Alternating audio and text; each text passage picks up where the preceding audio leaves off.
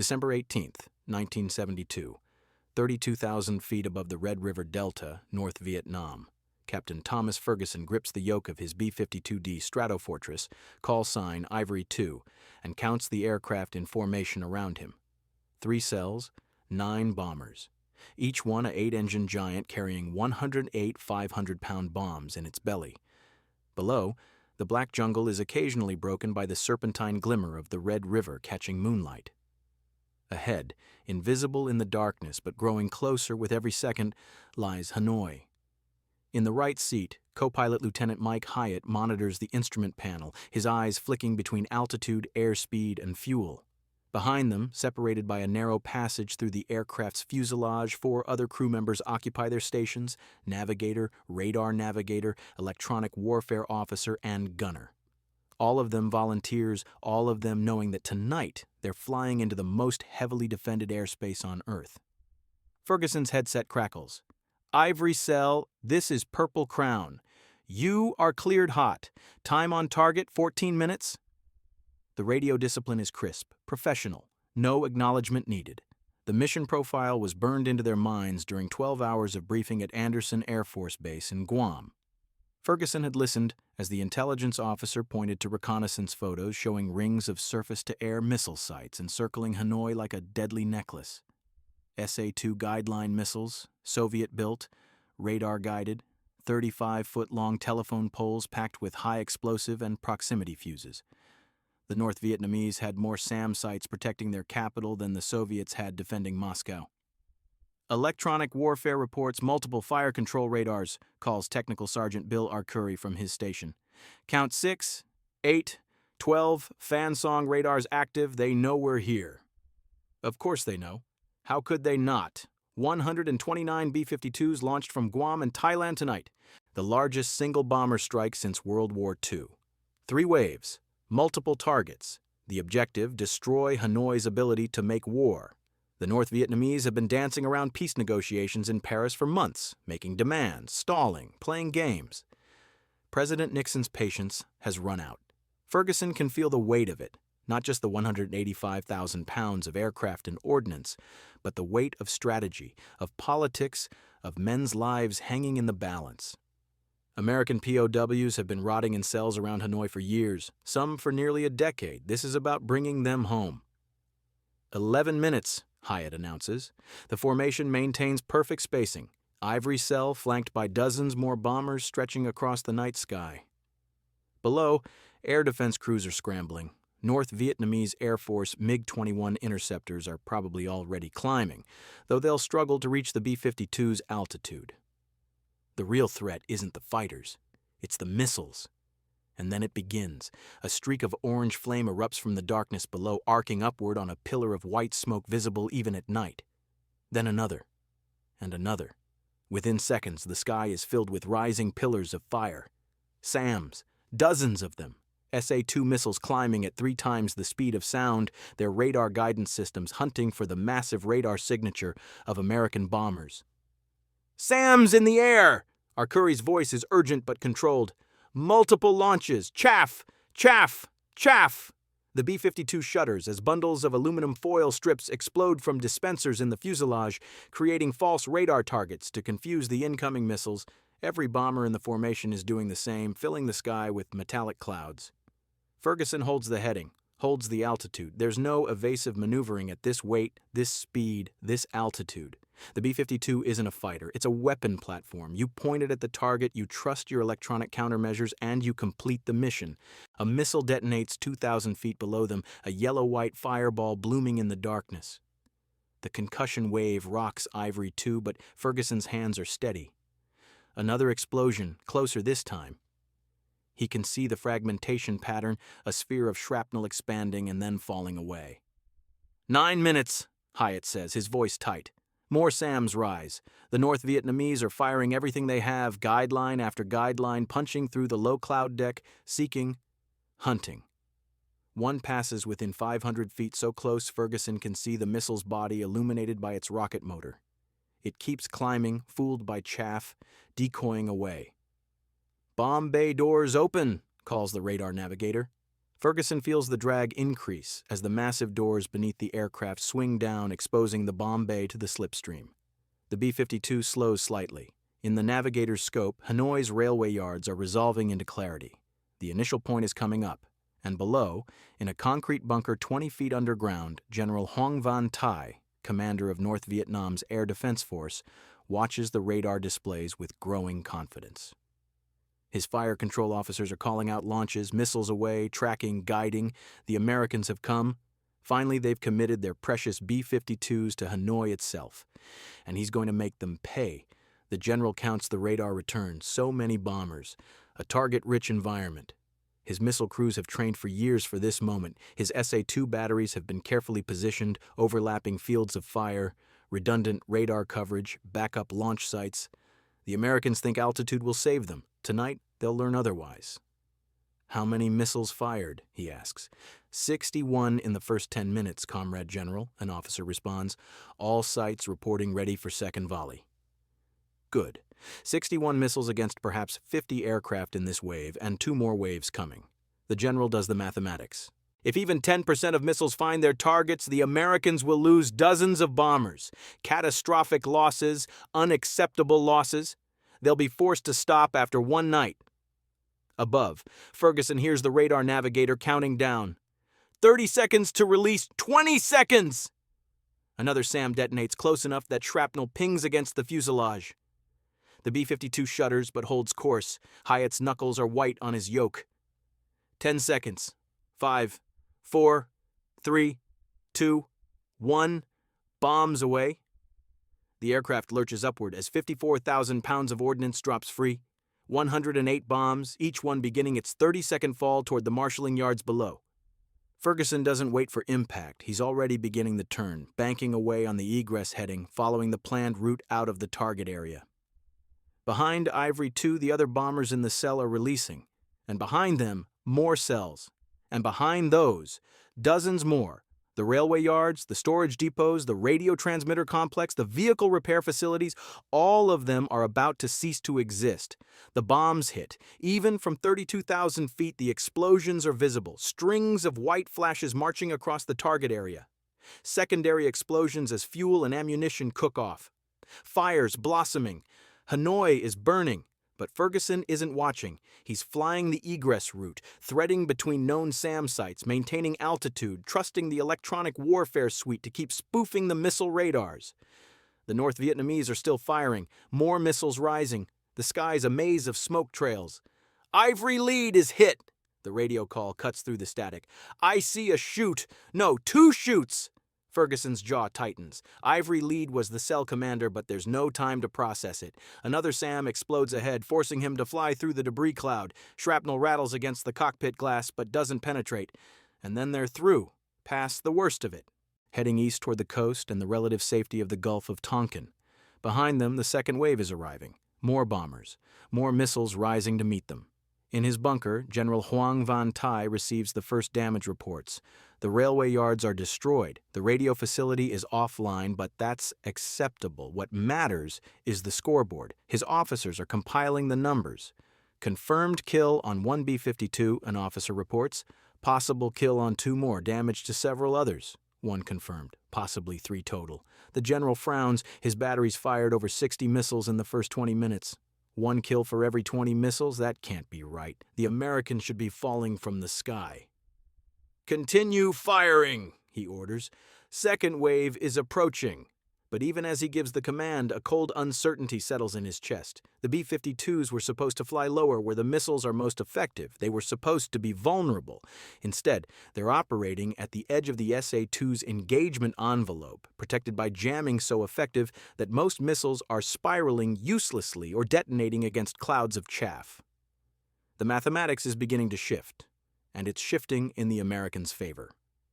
December 18th, 1972. 11:47 p.m. Air Defense Command Headquarters, Hanoi. General Hoang Van Thai stares at the status board and tries to reconcile the numbers with his expectations. 40 minutes into the attack. 3 waves of American bombers, the first wave departing, the second over target, the third inbound. His missile batteries have now fired 118 SA-2 guideline missiles. The confirmed kill count stands at 2 B-52s. 2. He turns to his Chief of Operations, Colonel Dang Vinh Tho. Explain this to me. Colonel Tho looks at the radar displays, at the plotting boards where grease pencil marks track the American formations. Comrade General, they're operating at 32 to 33,000 feet. Higher than our exercises predicted. The SA-2 loses maneuverability at that altitude. The air is too thin for the control surfaces to bite effectively. And the guidance systems? Being jammed. Tho gestures to a young radar operator whose screen is filled with electronic snow. They're using powerful transmitters, probably mounted in the bombers themselves. Our fan-song radars are being flooded with false returns. The missiles are chasing phantoms. Van Tai has been a soldier since he was 16 years old. He fought the French at Dien Bien Phu. He understands that no plan survives contact with the enemy. But this is different. For 3 years, his air defense network has been the shield protecting North Vietnam's heartland. His SAM batteries have downed hundreds of American fighter bombers, have forced the U.S. Air Force to change tactics, routes, altitudes. The SA-2 guideline is a proven system. Soviet instructors assured him it could engage targets up to 60,000 feet. But those Soviet instructors never mentioned that hitting a target and engaging a target are two different things. They're also using chaff corridors, Tho continues, pointing to a map marked with the American ingress routes, dropping massive amounts of radar-reflective material. Our operators are seeing 10, 20, 30 targets where only one bomber exists. Van Tai watches another salvo of missiles launch from the battery near Phuc Yen airfield. 6 missiles, their contrails visible on the visual tracking cameras. He watches them climb, watches them reach altitude, watches them detonate harmlessly. 3,000 feet from the nearest American bomber. Proximity fuses triggered by clouds of aluminum chaff. Ammunition status? He asks. Battery commanders report adequate stocks for sustained operations, Tho replies. We have over 2,000 missiles in reserve depots. The Soviets delivered another shipment last month. 2,000 missiles. It sounds like an inexhaustible supply, but if the current exchange ratio continues, 60 missiles fired for every B-52 destroyed, those stocks will evaporate. And more importantly, the Americans will achieve their objectives regardless. The general looks at the damage assessment reports coming in from around Hanoi and Haiphong. The Yen Vien railway complex is rubble. The Lang Dang railway yards are burning. The Hanoi radio transmitter, the voice that has broadcast resistance and defiance for years, is silent. Its antenna towers collapsed. The Kin No storage complex, which held enough supplies to sustain 3 infantry divisions, no longer exists. 3 hours of bombing, 3 waves of B-52s, and Hanoi's military infrastructure is being systematically dismantled. What are our pilots reporting? Van Tai asks. The MiG-21s attempted intercepts against the first wave, Tho says, consulting a message sheet. Captain Pham Tuan engaged a B-52 with Atoll missiles at 28,000 feet. He reports both missiles fired, both missed. The bomber's tail guns opened fire. Our pilot broke off. Van Tai knows Pham Tuan. An excellent pilot, aggressive, skilled. If even he couldn't close the engagement, the truth is becoming clear. The B-52, which American propaganda calls the Stratofortress, truly is a fortress. Not because of its guns, the 4 50-caliber machine guns in the tail turret are almost an afterthought.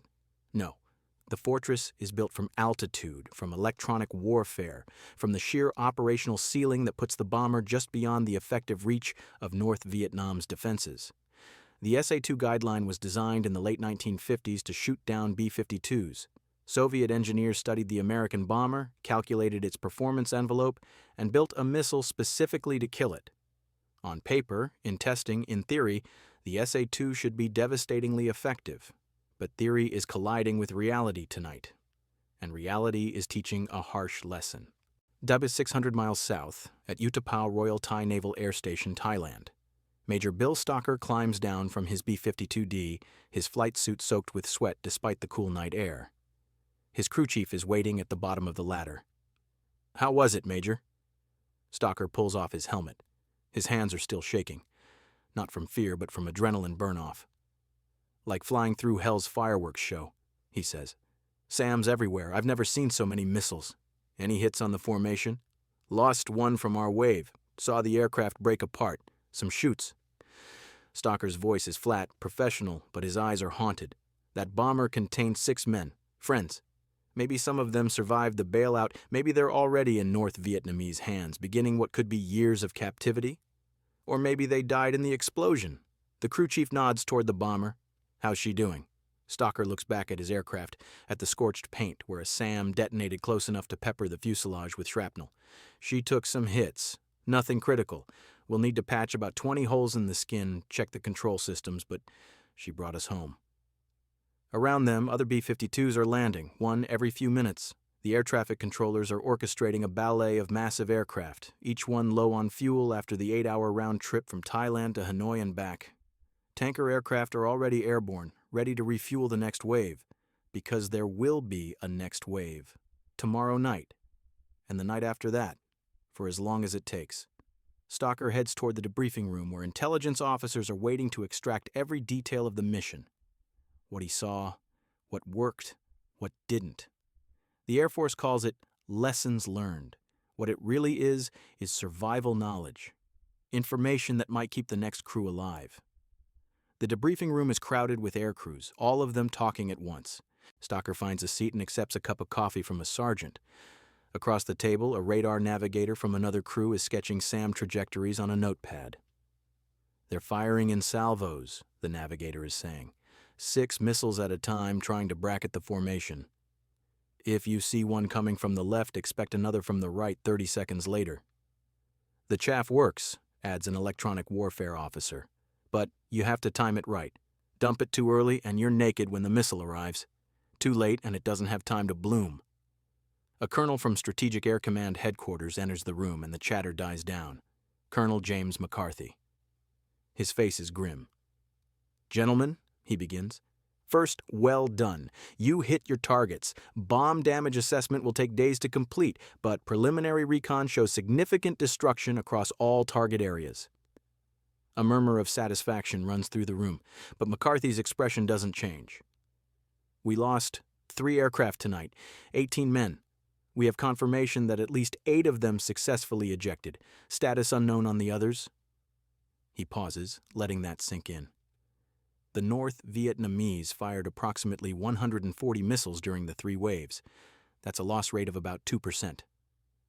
Someone in the back of the room whistles softly. 2%. In the brutal mathematics of strategic bombing, that's almost acceptable. The 8th Air Force lost 4 to 5% of bombers on many raids over Germany in World War II. They kept flying. They won. But McCarthy isn't finished.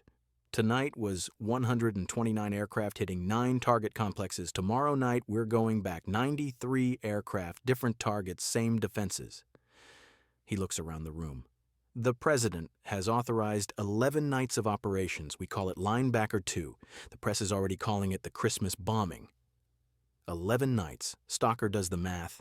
If they lose 2% per night across 11 nights against the entire B-52 fleet, the numbers are sobering but sustainable. Strategic Air Command has over 200 B-52Ds and Gs available for operations. They can absorb the losses. The question is whether the North Vietnamese can absorb what's coming. Back in Hanoi, as the sun rises on December 19th, General Van Thai tours the damaged areas. The railway complex at Yen Vien is unrecognizable. Steel rails twisted into abstract sculptures. Rail cars thrown hundreds of meters from the tracks. Craters so large and so numerous that they've merged into a moonscape of churned earth. He meets with the site commander, a major who survived the night in a bunker. Casualties? Van Thai asks. 73 dead, General, over 200 wounded. The workers never had a chance. The bombs came without warning. Without warning. Because the B-52s fly too high to be heard until the bombs are already falling. Because the formations are so large that by the time the air raid sirens sound, the first weapons are already detonating. Van Thai has studied American strategic bombing doctrine. He knows the theory. Destroy the enemy's ability to make war by destroying his industry, his logistics, his infrastructure. Make the cost of continued fighting unbearable. But until now, it was just theory. Academic. Something that happened to other countries in other wars. Now it's happening here to Hanoi. And his air defense network, which was supposed to make such bombing impossible, is proving inadequate. General, Colonel Tho appears, holding a message flimsy. From Moscow, the Soviet advisors. Van Tai reads the message. The Soviets are offering additional SA-2 missiles, replacement radar systems, technical support. Everything except the one thing that might actually help. A weapon system that can reliably kill B-52s at 33,000 feet. Because the Soviets don't have one either. The SA-2 was designed to shoot down high-altitude reconnaissance aircraft and medium bombers. It works beautifully against F-4 Phantoms forced to fly predictable routes. It works against A-6 intruders coming in at medium altitude. But against a target at the edge of the missile's flight envelope, protected by electronic countermeasures, dispensing chaff, operating in large formations that saturate the defense, the mathematics don't work. Van Tai hands the message back to Tho. Tell the battery commanders to conserve ammunition, fire only when they have a clean shot, no more saturation launches. Comrade General, if we reduce our rate of fire, the Americans will— The Americans are already succeeding, Van Tai interrupts. Look around you. We can fire 1,000 missiles a night and still not stop them. Better to husband our resources, pick our shots, try to inflict casualties that will give them pause. But even as he gives the order, he knows the truth. The Americans aren't going to pause. They're going to keep coming, night after night. And North Vietnam's vaunted air defense system, the shield that was supposed to be impenetrable, is about to be tested to destruction. December 20th, 1972. 1:23 a.m., 31,500 feet above Haiphong Harbor. Captain John Mize adjusts his oxygen mask and watches the radar altimeter as his B-52G, call sign Charcoal 1, begins its bomb run. This is his second mission over North Vietnam in as many nights. Last night was Hanoi. Tonight, Haiphong, the port city where Soviet ships unload missiles, tanks, ammunition, everything that keeps North Vietnam's war machine functioning. The target is the Haiphong Naval Shipyard. Secondary target, petroleum storage facilities along the waterfront. Charcoal cell, coming up on initial point, the navigator announces over the intercom. 2 minutes to release. Mize can see the coastline ahead, a thin line where black ocean meets black land, both invisible, except where fires from the previous night's bombing still burn. Intelligence estimated that tonight's strike would face lighter defenses than Hanoi. Haiphong has fewer SAM sites, more dispersed coverage. Intelligence was wrong. The first missile launches while they're still 20 miles from target. A single streak of orange fire, followed immediately by 5 more, then a dozen, then too many to count. The North Vietnamese have moved batteries south from Hanoi, concentrated them around Haiphong, turned the port into a killing zone. Jesus Christ, someone mutters over the intercom. They've got the whole inventory down there. Technical Sergeant Ray Moore, the electronic warfare officer, is already working his countermeasures. Jamming active, chaff program initiated. They're using barrage fire, trying to fill the sky with shrapnel. Mize holds his heading. The B-52G is slightly different from the D model he trained in. Newer electronic systems, better radar, but the same basic mission.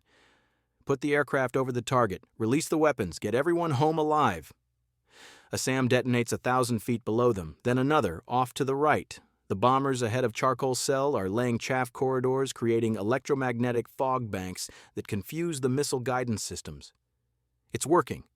Most of the SAMs are detonating early or chasing false returns, but not all of them. SAM tracking! Moore's voice spikes with urgency. Close. 500 meters and closing. Mize sees it, a telephone pole riding a pillar of flame coming up directly beneath them. The B-52's tail gunner, Staff Sergeant Mike Haney, opens fire with the quad 50 caliber guns. Tracers arc downward. It's futile. You can't shoot down a missile traveling Mach 3, but Haney fires anyway because doing something feels better than waiting to die. The missile passes within 200 feet of the bomber's belly and keeps climbing, decoying away at the last second. Mize releases a breath he didn't know he was holding. 1 minute to release, the navigator calls. Below, in the Haiphong Harbor SAM Control Center, Senior Colonel Nguyen Van Bu watches his radar screen and curses. Another missile wasted. Another American bomber slipping through. He's been firing for 20 minutes, and his batteries are down to 60% ammunition. The mathematics are brutal and undeniable. Each SA-2 missile costs approximately $30,000, a fortune for North Vietnam's struggling economy. The Soviets provide them at friendship prices, but there are limits to Soviet generosity. Tonight alone, Boo's command has fired 78 missiles, $2.5 million worth of ordnance. Result? 0 confirmed kills. Possible damage to 3 aircraft. Possible. His radar operators are good, his missile crews are well trained, but they're fighting at a disadvantage that skill cannot overcome. The American bombers are operating at the ragged edge of the SA-2's performance envelope. At 32,000 feet, the missile has barely enough energy remaining after its climb to maneuver toward a target. And the Americans know this. They've calculated it. They're exploiting it. "Colonel, American bombers are over the harbor," a radar operator reports. "Bombs falling now." Boo doesn't need the report. He can hear it, a distant rumble that grows to thunder as 500-pound bombs impact the shipyard, the fuel depot, the warehouse district. Each B-52 carries approximately 50 tons of ordnance, 30 bombers in this wave, 1,500 tons of high explosive raining down on Haiphong's industrial heart. The lights flicker, once, twice. Then the backup generators kick in. Boo knows what that means. The main power station has been hit. Parts of the city are going dark. "Continue firing," he orders. "Target the egress routes." But even as he gives the command, he knows it's futile. The Americans plan their egress routes to avoid the heaviest concentrations of SAM sites. They're not running blindly. They're not panicking. They're executing a carefully choreographed plan that accounts for every defense North Vietnam can muster. This isn't the desperate, improvised, tactical bombing of years past. This is industrial-scale destruction, delivered with the precision of a surgeon and the power of a hammer. Above, Captain Mize feels the B-52 lurch upward as the bomb load releases. 27 tons lighter, the aircraft gains 500 feet of altitude before he corrects. On his radar display, he can see the other bombers in the cell releasing in sequence, a train of destruction marching across the port facilities. "Bombs away! Coming left to egress heading," the navigator announces. Mize banks the massive aircraft, 8 engines humming, turning away from the target area. More SAMs are rising, but they're behind the formation now, chasing from below. The tail gunner reports launches, but they're not tracking well. The missiles arc upward, spend their energy, and fall back toward Earth. "Charcoal lead, this is Charcoal 3. The radio crackles. "We've taken damage. Shrapnel hit the number 7 engine. She's running rough, but still producing power. We're staying with the cell." "Copy, Charcoal 3. Monitor your instruments. Let me know if you need to break formation." They don't break formation. The B-52 can fly on 7 engines, on 6 engines. The crew of Vanished Angel famously returned to Okinawa in 1969 on 3 engines after a catastrophic failure. The bomber might look like a lumbering giant, but it's built to survive. 20 minutes later, Charcoal Cell crosses the coastline heading east. The SAM launches cease. North Vietnam's air defense network doesn't extend far over water. Too easy for U.S. Navy aircraft to hunt and destroy the sites. Out here, they're safe. Mize allows himself to relax slightly. Not much. You don't relax until you're on the ground, but the worst is over. Behind them, Haiphong is burning. Ahead, the South China Sea stretches dark and empty toward Thailand and safety. In his headset, he hears the mission commander tallying results. All aircraft have released ordnance on target. 1 B-52 sustained moderate damage but remains airborne. No losses, no losses. That phrase keeps appearing in the mission reports. December 18th, 3 losses out of 129 aircraft. December 19th, 2 losses out of 93 aircraft. Tonight, December 20th, 0 losses out of 99 aircraft. The North Vietnamese are firing hundreds of missiles. They're scoring hits, shrapnel damage, wounded aircraft, bombers limping home on damaged engines, but they're not stopping the campaign, not even slowing it. December 21st, 1972, morning, office of General Vo Nguyen Giap, Hanoi. General Giap, the legendary commander who defeated the French at Dien Bien Phu, who masterminded the Tet Offensive, reads the damage reports with growing concern. He looks up at General Van Tai, who stands at attention before his desk. "Your assessment?" Giap asks. Van Tai chooses his words carefully. "Comrade General, the American bombing campaign is achieving its objectives. Our railway network is severely damaged. The port of Haiphong is operating at reduced capacity. Fuel stocks are depleted. Radio communications are disrupted. And our air defenses? We have fired over 400 missiles in 3 nights. We have destroyed 5 B-52 bombers confirmed, possibly 7. The Americans have flown over 300 bomber sorties. Giap does the mathematics instantly. His face hardens. A loss rate of less than 2%. They can sustain that indefinitely. Yes, Comrade General. Why are the missiles ineffective? Van Tai has been dreading this question. The Americans are operating at extreme altitude with sophisticated electronic countermeasures. The SA-2 was designed in the 1950s to engage bombers flying lower, with less advanced defensive systems. Against the current threat, he trails off. Against the current threat, it is obsolete, Giap finishes. He stands, walks to the window overlooking Hanoi. Smoke columns rise from a dozen locations across the city. The Americans demonstrated restraint for years. They avoided Hanoi proper, avoided civilian areas, limited their bombing to the south and to peripheral targets in the north. We interpreted this as weakness, as proof that their public opinion constrained them. Perhaps the constraint has been lifted, Van Tai offers. Perhaps we miscalculated, Giap says quietly. He turns back to Van Tai. How long can you continue operations at the current intensity? Missile stocks will last approximately 2 more weeks if we maintain current expenditure rates. The Soviets are shipping replacement missiles, but transport is slow. The rail lines are damaged, which the Americans will continue bombing. Yes, Comrade General. Giap sits back down, suddenly looking older than his 61 years.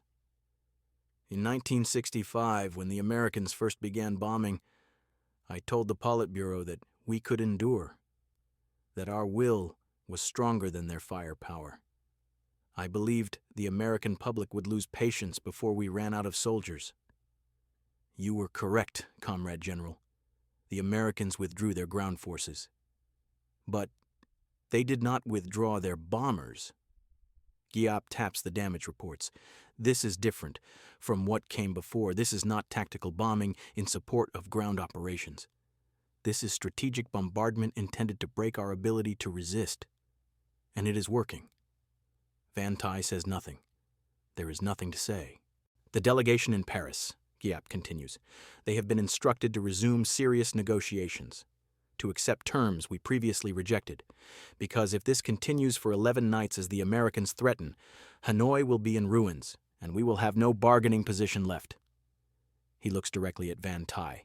Continue your defense operations. Make the Americans pay for every target, but understand, we are not trying to stop them anymore. We are trying to hurt them enough that their victory is not complete. Do you understand? Yes, Comrade General. Dismissed. Van Tai salutes and leaves. In the hallway, he passes a window and looks out at the city. His city. The city he has defended for 3 years with missiles and guns and the blood of his soldiers. The city that is being methodically destroyed by bombers flying so high they can barely be seen, by men who will return to air-conditioned bases in Thailand and Guam, who will eat hot meals and sleep in beds and fly again tomorrow night. The asymmetry is complete. North Vietnam can hurt the Americans, but North Vietnam cannot stop them, and that makes all the difference. December 21st, 1972, 11:47 p.m., Andersen Air Force Base, Guam.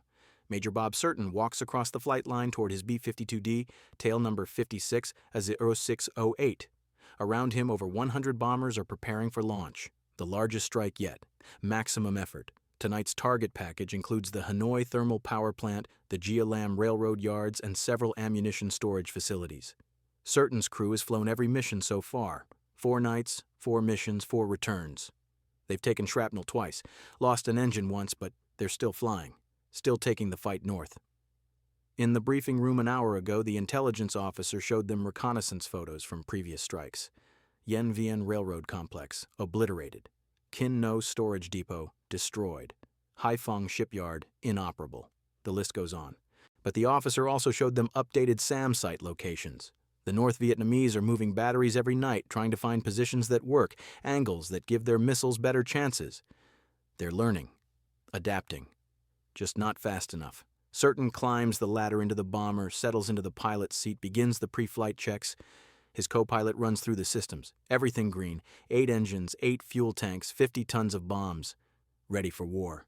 The tower clears them for taxi. Certain advances the throttles, and the massive bomber begins rolling. Behind him, another B-52 follows, and another, a river of aircraft flowing toward the runway, toward takeoff, toward the 8-hour flight to North Vietnam, toward the bomber's fortress in the sky, where altitude and electronics create a sanctuary that Soviet missiles cannot penetrate. As Certain rotates and lifts off, he thinks about the North Vietnamese SAM crews. Brave men doing their jobs, fighting with everything they have, but bravery doesn't overcome physics. Training doesn't beat mathematics. The B-52 climbs into the Pacific night, joining the formation that will, in 6 hours, appear over Hanoi once again. And once again, the missiles will rise to meet them, and once again, most of the missiles will fail. December 26, 1972, 10:34 p.m., 33,000 feet above Hanoi. Captain Cliff Ashley's B-52D shudders as another SAM detonates close enough to rattle the fillings in his teeth. This is the 8th night of Linebacker II, and the North Vietnamese are getting better. Not good enough to stop the campaign, but better, more accurate, more aggressive. "That was close," his co-pilot, Lieutenant Gary Vick, says unnecessarily. Ashley doesn't respond. His eyes are locked on the formation ahead. 3 cells, 9 bombers, one of them trailing smoke from what looks like an engine fire. The crew's probably deciding right now whether to press on to target or abort and try to make it to the coast. They press on. Ashley can see the damaged bomber maintaining position, maintaining altitude.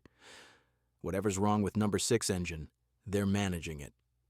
"SAM launch, 11 o'clock, Technical Sergeant Dave Lilly calls from the electronic warfare station. "Multiple launches, I count 6, 8, 12 missiles inbound." The night sky erupts with streaking orange flames. After 8 nights, the novelty has worn off. Now it's just business. Deadly, terrifying business, but business nonetheless.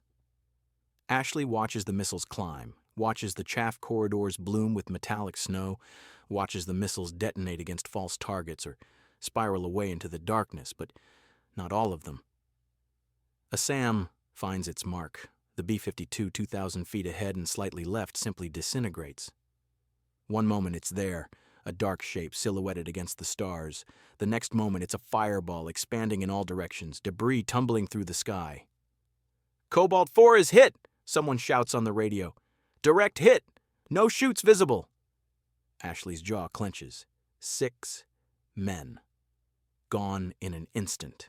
He knew the crew, shared drinks with them in the officers' club at Anderson, talked about families, about going home after the war. Now they're falling toward North Vietnam in pieces. "Maintain formation," the mission commander's voice cuts through the radio chatter. "All cells maintain formation and continue to target." It's the only thing they can do. Break formation and you become easier prey. Turn back and you haven't completed the mission. The only way out is through. 90 seconds to release, the navigator announces. More missiles rising. Always more missiles. Ashley has stopped trying to count them. The North Vietnamese are expending ammunition at a prodigious rate. Intelligence estimates they've fired over 900 missiles in 8 nights. At this rate, they'll deplete their entire inventory before the 11 nights are complete. But they're connecting more often now. The early nights saw 1 or 2 losses per mission. Last night, December 25th, Christmas Day, 3 bombers went down. Tonight might be worse. The formation is over the target now. The Hanoi rail yards, again. They've hit the rail yards 3 times already, and the North Vietnamese keep repairing them, so Strategic Air Command keeps sending bombers to destroy them again. It's a mathematics problem written in steel and explosives. Bombs away. The B-52 lurches upward, 50 tons of ordnance falling free. Ashley doesn't watch the impact. He's already banking onto the egress heading, following the planned route that should take them between the heaviest SAM concentrations. Behind them, secondary explosions bloom as bombs find ammunition cars, fuel tankers, chemical storage.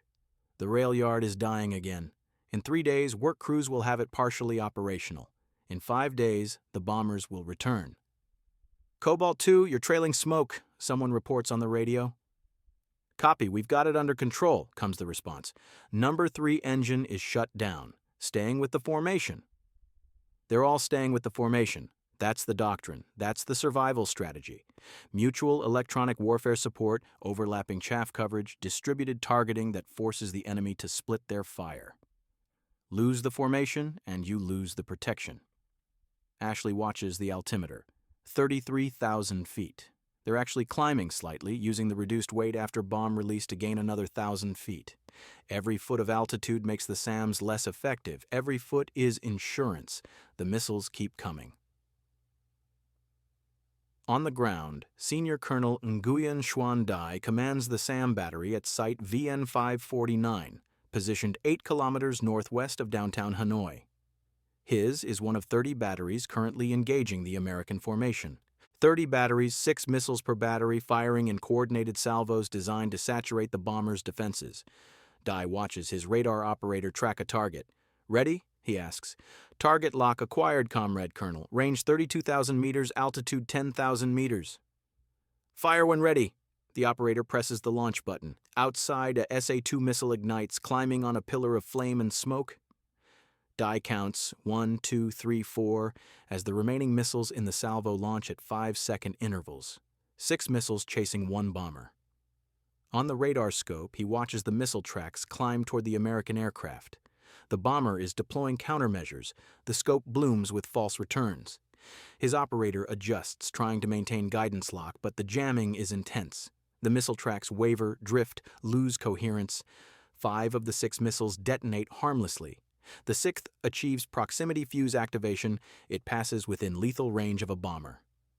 On the scope, Dai sees the target's radar return flutter change slightly. "Possible hit," the operator shouts, but the target continues flying. Damaged perhaps, but not destroyed, not falling, still heading toward its target. Dai has been firing missiles at American aircraft for 4 years. He knows the difference between a kill and a hit. A kill means the aircraft stops flying. A hit means, well, it means you tried. "Reload," he orders. "Prepare for second salvo." His crew scrambles to winch another missile onto the launch rail. It takes 8 minutes to reload. 8 minutes during which the American formation will release its bombs, begin aggressing, and potentially move beyond his battery's engagement zone. But Dai will fire anyway, because orders are orders, because the ammunition must be expended, because doing something is better than doing nothing while your capital city burns. The reload completes. His operator acquires a new target, a bomber on the egress route. "Locked," the operator reports. "Fire." Another missile climbs into the night, another $30,000 investment in a target flying at the edge of the weapon's capability. Another prayer to luck and mathematics. The missile climbs to 10,000 meters. The bomber is at 10,300 meters. The missile's control surfaces bite thin air, trying to generate lift, trying to maneuver toward the target. It's climbing, but slowly now, shedding velocity, reaching the apex of its flight envelope. The proximity fuse activates at 400 meters from target, close but not close enough. The shrapnel pattern expands in a sphere, most of it falling uselessly toward Earth. Perhaps a few fragments reach the bomber. Perhaps they cause minor damage. Perhaps they do nothing at all. On the radar scope, the bomber continues flying, continues aggressing, continues heading toward the coast and safety. Dai orders another reload. There's nothing else to do. His orders are to engage American aircraft until ammunition is exhausted or until the all-clear signal comes. So he will engage. He will fire. He will watch his missiles climb and detonate and fail to stop the bombers. And tomorrow night, the Americans will come again. December 27th, 1972. 2:17 a.m. Emergency Room, Bach Mai Hospital, Hanoi. Dr. Nguyen Thinh Ngoc Phuong works by candlelight as the backup generators have failed again. The patient on her table is a young militia soldier, perhaps 19 years old, perforated by bomb fragments. She's trying to stop the bleeding from his femoral artery, but the damage is extensive. Around her, the emergency room is chaos. Wounded from tonight's bombing, wounded from last night's bombing, wounded from 8 nights of continuous bombing, the hospital is full beyond capacity. They're treating patients in hallways, in stairwells, anywhere they can find space, and now the hospital itself is damaged. A bomb, American intelligence claims it was a targeting error, hit the hospital complex 2 hours ago. The maternity ward was destroyed. Dr. Phuong doesn't know the casualty count. She's been too busy operating to ask. The young soldier on her table stops breathing. She tries to revive him, but it's futile. Too much blood loss, too much damage. She calls time of death and moves to the next patient. There's always a next patient. Outside, she can hear explosions. Distant now. The bombers are hitting targets in the industrial district tonight, or perhaps those are secondary explosions from earlier strikes. It's hard to tell anymore. The entire city vibrates with the impact of falling bombs. A nurse appears at her elbow. "Doctor, the burn ward is requesting assistance. Multiple casualties from the thermal power plant bombing." "I'll go when I finish here," Phuong says, though she knows she'll never finish. The wounded keep arriving. The bombing keeps continuing. She's been on duty for 16 hours. She'll probably work another 8 before collapsing. This is what strategic bombing looks like from the ground, not the clean precision of briefing rooms and intelligence reports, not the tactical diagrams and target folders. This, blood and screams and the smell of burned flesh. Young men dying on operating tables, children injured by collapsing buildings, old people trapped in rubble, and the knowledge that it will continue, night after night, until the Americans decide they've inflicted enough damage, until the North Vietnamese government capitulates to demands, until some political calculation in Washington or Hanoi determines that enough is enough. Phuong moves to the next patient. She doesn't think about politics. She doesn't think about negotiations in Paris or tactical calculations in Air Defense Headquarters. She thinks about stopping bleeding, setting fractures, saving lives when possible, and easing death when not. The bombers will come again tonight, and she will still be here, working by candlelight, doing what she can against the tide of casualties that flows endlessly through her emergency room doors. The December 28th, 1972. 4:12 a.m. Udorn Royal Thai Air Force Base, Thailand. Colonel Bob Broughton, commander of the 432nd Tactical Reconnaissance Wing, reviews the latest imagery from an RF-4C Phantom reconnaissance flight over Hanoi. The photos are remarkable. Entire city blocks reduced to rubble. Rail lines twisted like ribbon. Storage facilities collapsed into smoking craters. Strategic Air Command is winning. The bombing campaign is achieving its objectives. North Vietnam's military infrastructure is being systematically demolished. But the cost is climbing. Broughton looks at the loss reports. Night 1, 3 B-52s. Night 2, 2 B-52s. Night 3, 0. Nights 4 and 5, 3 total. Night 6, 2. Night 7, Christmas Day 3. Last night, the 8th night, 2. 15 B-52s lost in 8 nights. 90 men. Some killed instantly in the explosions. Others ejected successfully and are now prisoners of war. A few, very few, were rescued by search and rescue helicopters operating at extreme risk over hostile territory. 15 bombers out of over 700 sorties. A loss rate of approximately 2%. Sustainable by military standards. The 8th Air Force in World War II accepted 5% losses as normal.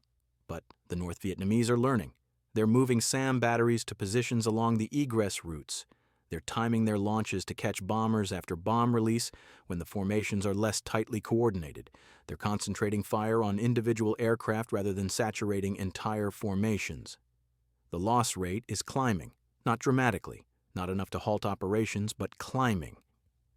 Broughton picks up the phone and dials the Strategic Air Command Operations Center at Andersen Air Force Base. When the operations officer answers, Broughton identifies himself and asks, "What's the plan for tonight?" 60 aircraft, comes the response, hitting multiple targets around Hanoi, rail facilities, storage depots. The Hanoi radio transmitter again, they keep repairing it. Same tactics? Modified. We're varying the timing, coming from different directions, trying to keep the SAM crews off balance, and we're dedicating more Wild Weasel flights to suppress the missile sites. Wild Weasels. F-4 Phantoms loaded with radar-seeking missiles, deliberately provoking SAM sites into activating their radars so the Weasels can destroy them. It's one of the most dangerous jobs in aviation, using yourself as bait to draw enemy fire. But it works. Every SAM site destroyed before the B-52s arrive is one less battery launching missiles. Every Fansong radar smashed by a Shrike anti-radiation missile is one less guidance system tracking bombers. How many more nights? Broughton asks. 3. Tonight, tomorrow, and the 30th. Then we assess and determine whether to continue. 3 more nights, 3 more opportunities for the North Vietnamese to refine their tactics, 3 more nights of American crews flying into the most heavily defended airspace on Earth, but also 3 more nights of Hanoi's military infrastructure being systematically dismantled. 3 more nights of diplomatic pressure. 3 more nights of demonstrating that American will, contrary to North Vietnamese assumptions, has not been exhausted. Broughton hangs up and looks again at the reconnaissance photos. He thinks about the crews who will fly tonight. Young men, most of them, volunteers, professionals, men who understand that war has costs and who are willing to pay those costs. Some of them won't come home. Statistically, at the current loss rate, 1 or 2 bombers will go down tonight. 12 men who will wake up this morning in air-conditioned barracks, eat breakfast, attend briefings, and fly north into the missile envelope. And some of them will die there or eject into captivity or limp home in damaged aircraft held together by skill and prayer.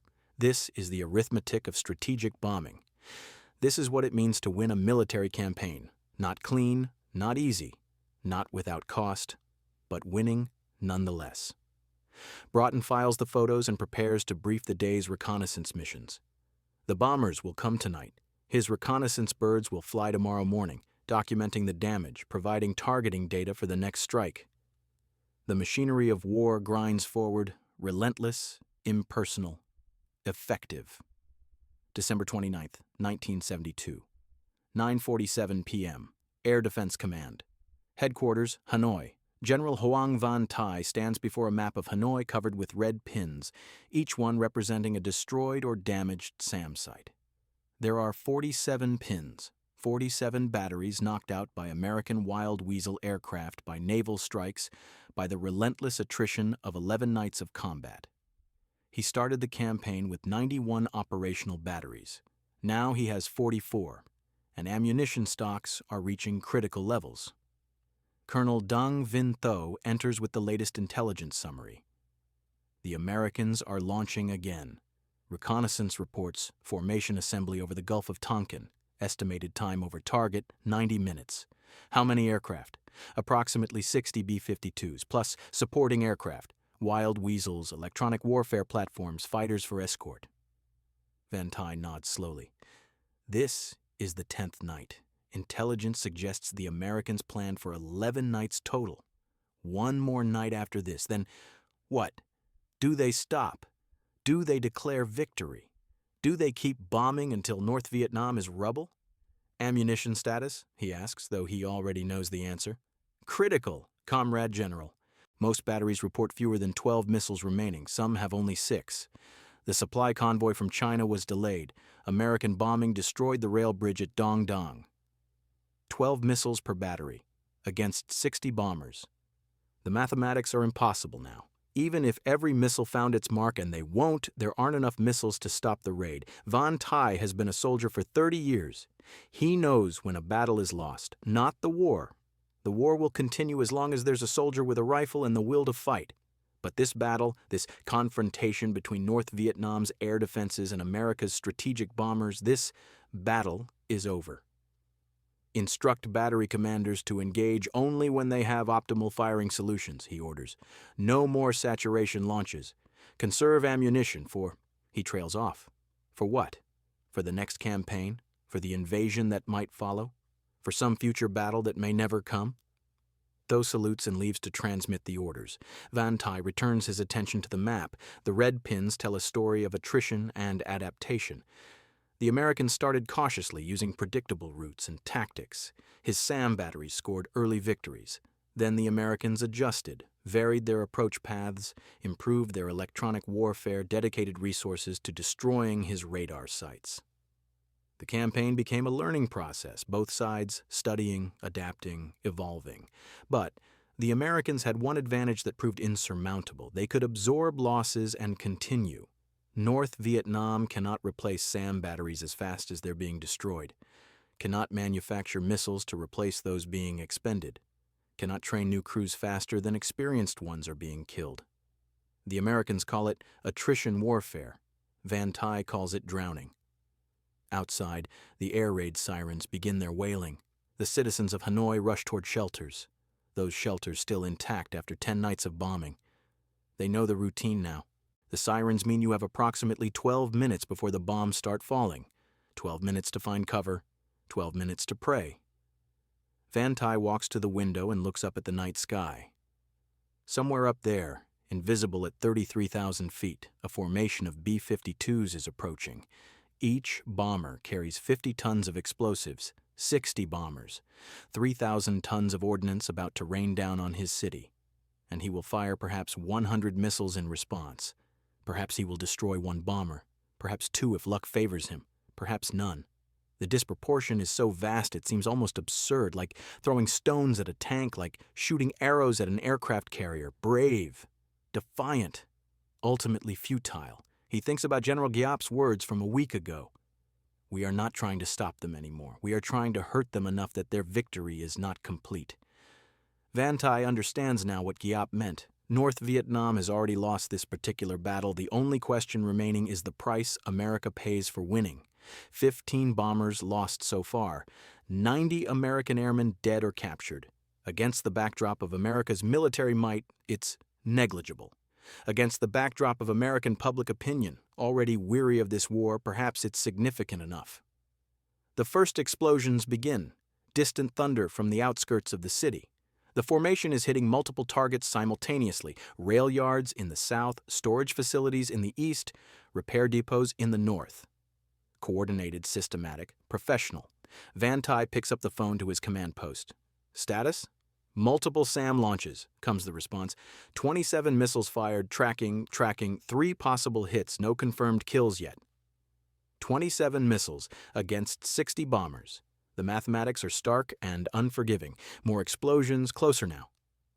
The building shakes, dust falls from the ceiling. Van Tye steadies himself against the desk and waits for the shaking to subside. This headquarters has survived 10 nights. Perhaps it will survive 11. Perhaps tomorrow he'll report to rubble. Update? He asks into the phone. Confirmed kill on one B-52. Observed falling in flames northeast of the city, parachutes spotted, and, Comrade General, we have a problem. What problem? Battery VN-523 is off the air. Last transmission indicated they were under attack by American fighters, and battery VN-507 reports radar damage. They're non-operational. 2 more batteries destroyed, 42 remaining. The Americans aren't just bombing static targets, they're systematically destroying the air defense network itself, removing the very weapons meant to stop them. Van Tye sets down the phone. Through the window, he watches more explosions blossom across Hanoi, orange fireballs, black smoke rising, the crackle of secondary explosions as ammunition depots cook off. This is what defeat looks like, not surrender, not capitulation, just the steady, methodical destruction of your ability to resist while you watch helplessly and count the cost. The December 29th, 1972, 11:34 p.m., 31,000 feet above the Red River Delta. Major Pete Camarota hauls his damaged B-52D through a gentle turn, heading for the coast. His number 7 engine is shut down, destroyed by shrapnel from a SAM that detonated close enough to sandblast the paint off the fuselage. Number 8 engine is running rough, producing power but vibrating badly enough that instruments are blurring. "How's she handling?" his co-pilot asks. "Like a wounded elephant," Camarota replies. "But she's flying. We'll make it." In the navigator's station, Major Dan Cherry plots their course to the nearest tanker. They're burning fuel faster than planned due to the engine loss. They'll need to refuel before attempting the 4-hour flight back to Andersen Air Force Base. Behind them, Hanoi is ablaze. Camarota doesn't look back. His job now is getting his crew home alive. 6 men depending on his skill, his judgment, his ability to coax a damaged bomber across hundreds of miles of hostile territory. The radio crackles with traffic. Other crews reporting status, coordinating egress, calling out SAM launches. The North Vietnamese are still firing, still fighting, even as their ammunition runs low and their capital burns. Camarota respects that, respects the determination, the refusal to quit. But respect doesn't change the outcome. North Vietnam is losing this campaign. The evidence is visible in the fires below, in the reconnaissance photos, in the damage assessment reports that show systematic destruction of military infrastructure. "Feet wet," the navigator announces as they cross the coastline. "We're over water." The tension in the cockpit eases slightly. Over water, they're beyond the range of North Vietnamese SAMs, still vulnerable to mechanical failure but no longer being shot at. It's a small mercy, but tonight, Camerota will take it. Tanker rendezvous in 45 minutes, Cherry continues. We have fuel to make it, but not much spare. Camerota adjusts course slightly, nursing the damaged bomber toward the tanker track. The B-52 wants to yaw. The asymmetric thrust from the dead engine creates a constant turning tendency. He's using rudder trim to compensate, but it's a fight. His legs are already aching from holding rudder pressure. 6 more hours of this, 6 hours to the tanker, through refueling and back to Guam. 6 hours of babying a wounded aircraft through the sky. He's done it before. Every B-52 crew has stories of bringing home damaged aircraft. It's what the bomber was built for, to absorb punishment and keep flying. To be a fortress that protects its crew even when the systems are failing and the engines are dying. Major, you should see the fuel dump on number 7, the crew chief says over the intercom, monitoring the damaged engine from his station. It's completely destroyed. Looks like the SAM hit about 10 feet from the engine nacelle. We're lucky it didn't sever the wing. Lucky. Camerota thinks about the crew that wasn't lucky tonight. The bomber that took a direct hit over the target, disintegrating in a fireball visible from miles away. 6 men who climbed into their aircraft expecting to come home, now dead or captured or missing. 15 missions over North Vietnam. 15 times climbing into the cockpit, flying north, dropping bombs, coming home. 15 times lucky. How many more times can luck hold? But that's not how you think if you want to survive. You don't count missions or calculate odds. You focus on the task. Fly the aircraft, monitor the systems, make decisions, get everyone home. Tanker contact on radar, Cherry announces. 20 miles ahead. Camerota clicks the radio.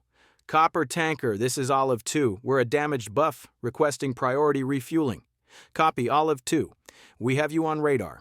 Come to heading 090, maintain altitude. We'll take you first. The KC-135 tanker appears ahead, a dark shape against the stars. Camerota positions the B-52 behind and below, watching the boom operator lower the refueling probe. This is delicate work with a healthy aircraft. With asymmetric thrust and a rough-running engine, it's like threading a needle while riding a mechanical bull. But he's done this 1,000 times. Training and muscle memory take over. He makes small corrections, holds the bomber steady in the turbulent air behind the tanker. The boom locks into the receptacle. Fuel begins flowing. Good contact, the boom operator confirms. Taking fuel. For 15 minutes, they fly in formation while thousands of pounds of jet fuel transfer from tanker to bomber. Camerota's legs burn from holding rudder pressure. His shoulders ache from fighting the yoke. But the fuel quantity gauges climb steadily towards safe levels. Disconnect, the boom operator finally says. You're topped off. Good luck, Olive 2. The boom retracts. Camerota eases the B-52 away from the tanker, resuming course for Guam. 4 more hours of nursing a wounded aircraft across an ocean. Behind them over North Vietnam, the final bombers of the night are egressing. The 10th night of Linebacker II is ending. 1 more night remains. A December 30th, 1972. 9:15 a.m. Peace talks, Paris. Le Duc Tho, head of the North Vietnamese delegation, reads the message from Hanoi with a face like carved stone. The message is brief and unambiguous. Return to serious negotiations. Accept the terms. End this before there is nothing left to negotiate for. Across the table, Henry Kissinger, President Nixon's national security advisor, waits. Kissinger knows.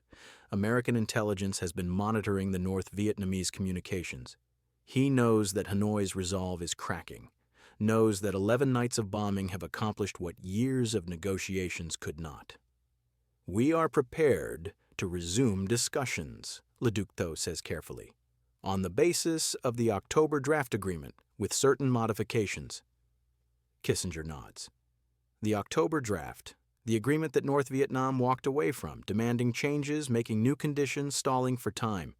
Now, with Hanoi in ruins and the B-52s demonstrating America's willingness to use maximum force, the North Vietnamese are ready to accept what they previously rejected. We can work with that, Kissinger says. The actual negotiations will take days. Lawyers will argue over language. Diplomats will haggle over details. But The fundamental decision has been made. North Vietnam will sign, the prisoners of war will come home, American forces will withdraw. The war, America's war at least, will end. And all it took was 11 nights of strategic bombing. 3,000 tons of explosives per night. 33,000 tons total. 15 B-52s lost. 90 American airmen killed or captured. Against the complete destruction of Hanoi's military infrastructure and the breaking of North Vietnamese political will. The mathematics of victory written in bombs and blood. December 30th, 1972, 10:17 p.m., 3,500 feet above Hanoi. Captain John Ewell brings his B-52G into formation for the final night of Linebacker II.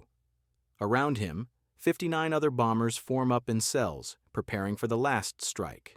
The targets tonight are symbolic as much as strategic. The handful of military facilities in Hanoi still capable of functioning, the last operational storage depots, the final repair facilities that haven't been reduced to rubble. Intelligence reports indicate the North Vietnamese are down to approximately 300 SAM missiles total. Spread across 40 batteries, that's roughly 7 missiles per battery. Not enough to stop this raid, not enough to matter. But they'll fire them anyway. Ewell knows this. The North Vietnamese will fight to the last missile, the last gun, the last round of ammunition. They won't surrender in the air, even if they're surrendering at the negotiating table. Pride demands resistance. Honor demands they make the Americans pay some price, however small. Initial point in 5 minutes, the navigator announces. Ewell scans the horizon ahead.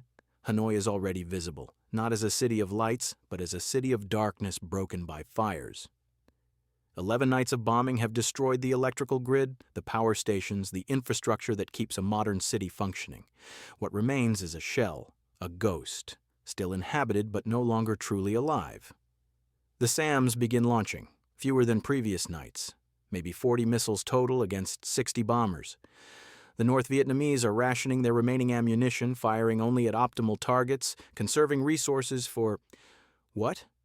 For the next war? For the invasion they fear might follow the bombing? Ewell deploys chaff, activates electronic countermeasures, maintains formation. The missiles climb, but most detonate harmlessly. One bomber takes a hit. Number 4 in Ewell's cell shudders as shrapnel penetrates the fuselage. But the bomber stays airborne, stays in formation, continues toward target. Bombs away! The final load of bombs drops from Ewell's aircraft, 50 tons of ordnance joining thousands more tons falling across Hanoi. The explosions below merge into a continuous rolling thunder, a carpet of destruction marching across the target area. And then it's over. The formation turns onto egress headings. The last SAMs rise and detonate and fail to stop the retreat. The bombers cross the coast and head for safety. Behind them, Hanoi burns one final time. Operation Linebacker II is complete. 11 nights, over 700 bomber sorties, 15 B-52s lost. A final loss rate of 2.1%. Over 1,000 SAM missiles fired by North Vietnamese forces. Over 30,000 tons of bombs delivered on target. North Vietnam's military infrastructure destroyed. Air defense network degraded by over 50%. Railway system inoperable. Port facilities damaged beyond immediate repair. Ammunition stocks critically depleted. Fuel reserves nearly exhausted. Cost to North Vietnam, thousands of military casualties, unknown civilian casualties, economic damage in the billions. Cost to America, 15 aircraft, 90 crew members, political controversy, international condemnation. Result? North Vietnam returns to negotiations and signs the Paris Peace Accords in January 1973. American prisoners of war come home. The bombing ends. The war for America is over. In his bunker beneath Hanoi, General Hoang Van Thai receives the all-clear signal and emerges to survey the damage. The city is unrecognizable. Where buildings stood, rubble remains. Where rail lines ran, twisted metal lies scattered. Where warehouses held supplies, only craters mark the earth. His air defense network fired 1,242 missiles over 11 nights, destroyed 15 bombers, damaged dozens more. Against 729 B-52 sorties, it was insufficient. Against the weight of American industrial might, it was inadequate. Against bombers designed to operate at altitudes where Soviet missiles struggled to reach, it was ultimately futile. Van Tye thinks about the confidence he felt on the first night, the certainty that his integrated defense network would inflict unacceptable losses, the belief that American bombers, despite their altitude and countermeasures, would fall from the sky in numbers sufficient to halt the campaign. He was wrong. The mathematics were against him from the beginning. The Americans could lose 2% of their force per night and continue indefinitely. North Vietnam could not replenish its missile stocks or repair its batteries fast enough to matter. The outcome was predetermined by industrial capacity, technological capability, and political will. But they fought anyway. Because that's what soldiers do. They fight with what they have, where they are, as long as they can. And when they can fight no longer, they count the cost and remember. 15 American bombers destroyed, not enough to stop the campaign, but enough to ensure that some American families received terrible news, enough to ensure that America's victory was not bloodless, enough to matter to someone. Van Tye looks up at the sky where, hours ago, the last B-52s disappeared toward the coast. The bombers won't return tomorrow. Intelligence suggests the campaign is over, but the memory remains of 11 nights when the sky rained fire, when the earth shook with explosions, when North Vietnam's air defenders fought against impossible odds and lost. History would record Linebacker II as a decisive American victory. Military analysts would study the campaign for decades, examining tactics and technologies and lessons learned. But for Van Tye, standing in the ruins of Hanoi as dawn breaks on December 31, 1972, there is only this. The war continues, but this battle is over. The bombers flew above the missiles, and the missiles could not reach them.